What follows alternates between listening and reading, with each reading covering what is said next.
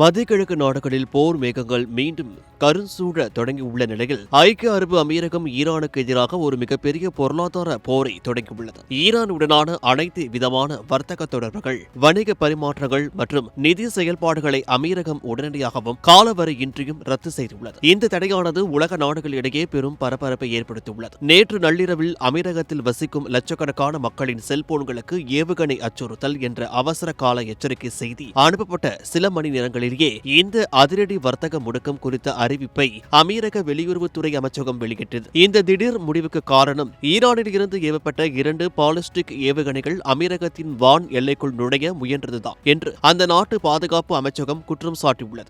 வான் பாதுகாப்பு அமைப்புகளால் கண்டறியப்பட்ட அந்த ஏவுகணைகளில் ஒன்று அமீரகத்தின் கடல் எல்லைக்குள்ளும் மற்றொன்று எல்லைக்கு வெளியேயும் விழுந்ததாக தெரிவிக்கப்பட்டுள்ளது. குறிப்பாக ஹோர்முஸ் ஜலசந்தி வழியாக செல்லும் சரக்கு கப்பல்களை குறிவைத்தே ஈரான் இந்த தாக்குதலை நடத்தியதாக அமீரகம் சாடியுள்ளது. கடந்த சில வாரங்களாகவே அமீரகத்தின் அரசுக்கு சொந்தமான அட்னாக் நிறுவனத்தின் எண்ணெய் கப்பல்கள் அச்சுறுத்தலுக்கு உள்ளாகி வருவது இந்த மோதலை மேலும் தீவிரப்படுத்தியுள்ளது. இருப்பினும் அமீரகத்தின் இந்த குற்றச்சாட்டுகளை ஈரான் வெளியுறவுத்துறை திட்டவட்டமாக மறுத்துள்ளது. அமீரகத்தை நோக்கி தாங்கள் எந்த ஏவுகணையும் வயவவில்லை என்றும் இத்தகைய பொய்யான குற்றச்சாட்டுகள் பிராந்திய அமைதிக்கும் பாதுகாப்பு முயற்சிக்கும் கேடு விளைவிக்கும் என்றும் ஈரான் தெரிவித்துள்ளது. ஏற்கனவே கடந்த பிப்ரவரி மாதம் போர் தொடங்கிய போது சுமார் 3000 ஏவுகணைகள் மற்றும் ட்ரோன்கள் மூலம் அமீரகம் மிக மோசமான தாக்குதல்களை சந்தித்தது.